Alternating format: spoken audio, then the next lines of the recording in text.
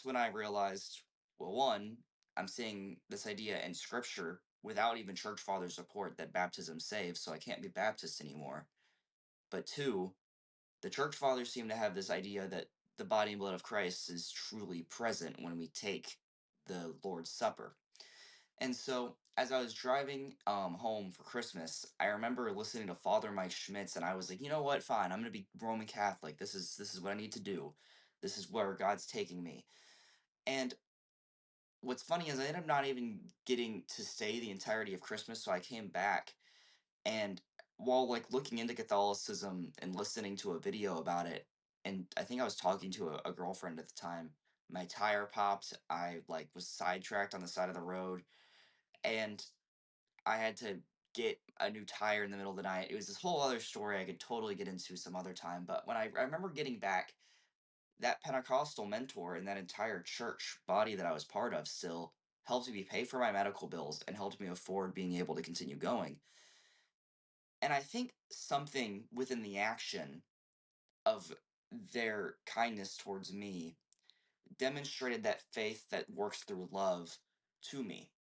And as I tried to go to a Roman Catholic Mass, there was just always something in the back of my mind of, do I really believe this? And finally, I remember one night I'm laying there and I'm just kind of feeling tormented. I'm like, I can't even go to confession yet. I'm technically not even a catechumen. So I'm still in a state of mortal sin if that's like the worldview that you're going to be holding to. And I can't take communion. So nothing is being forgiven.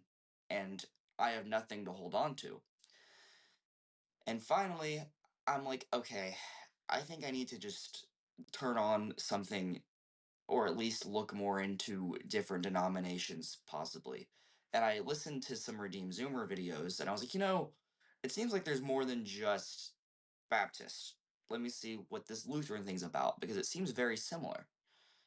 And I stumble across one of his playlists of Dr. Jordan B. Cooper videos. And after that, I was hooked. I realized, wait, this is a really rich tradition that has so much of all of these things I'm reading in the Fathers, all these things that I'm reading in Scripture. Really, it just seems like a perfect exposition of Scripture. Let me at least attend the service to see if I am going to understand it. Now, I went for the first time. I had a friend invite me because I have a friend named Matthew that invited me, and I attended. And I remember thinking, wow, I'm not really that comfortable with the liturgy because it's still different to me. But because I attended a Roman Catholic Mass, I also knew that the liturgy was uncomfortable in general for me because I came from such a Baptist background that I was like, maybe the liturgy is not for me, but all these really, really nice people at the church are good. I can see Christ in them, and there's something here. So I decided that I would stick around, and after sticking around, I just continued falling in love with the tradition. I had moments of toying with the idea of maybe converting to Roman Catholicism, and then I took a week to fast and pray, and took another week to fast and pray, and just kind of throughout my time learning Lutheranism, I also just continued to actually just listen to God, but put my justification in baptism and the Lord's Supper and realized finally, actually, funnily enough, told by a Catholic priest, yeah, don't convert to Catholicism because you don't believe any of these things and you aren't submitting your mind and will. And I said, okay. And so here I am now as a confessional Lutheran. I love everything that I do. I feel like I'm listening to God's vocation so far. What's funny is my account is so small, yet it seems to get so much reach. I always have someone recognizing me. I even have people recognizing me in public sometimes. And it's really funny because I always think of the idea that God always works through the small and through the things that are hidden. And so evidently my account's gotten a lot of reach. It's also helped boost some other Lutheran creators. Some people like Based Papers 95 or Sola Sandwich. Some people see Josh for Jesus actually converted to Lutheranism after my interactions with him. And I've started a really nice little community, and God's really been working through it. And I'm just very happy to be here. That's amazing, man.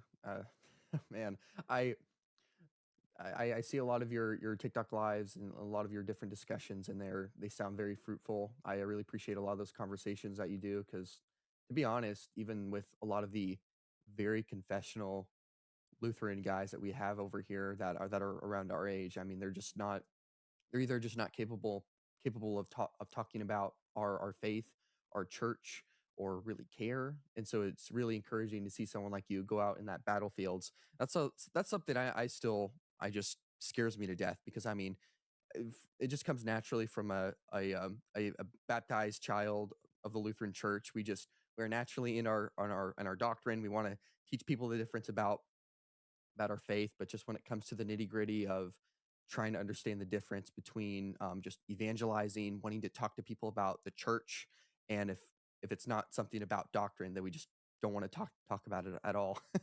I remember, I mean, my channel's not ginormous by any means, not compared to yours anyway, but I remember when I first got recognized by someone when I went to Milwaukee. I went to a Lutheran church for higher things, and it was a guy that followed me on X. It was pretty cool, and I was able to talk to him for a little bit.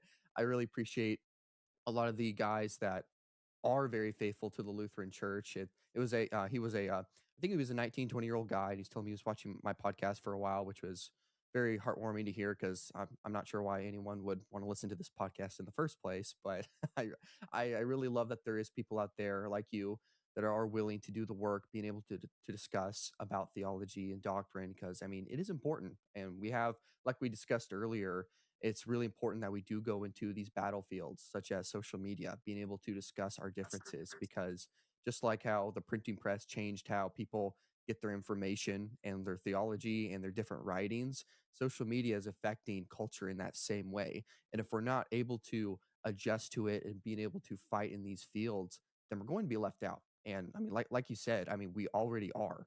The LCMS still has a lot of faithful people that still attend churches, but we're still not really going into that category of why should a non-believer or a person that's church hopping, why should they choose the LCMS over the local Baptist church or the local Pentecostal church? Why should I do these things? And that's why it's so important that we do understand what we believe in, so we're able to teach it. Because I mean, why would you stay Lutheran if you're not willing to preach it out and being able to tell people about our church?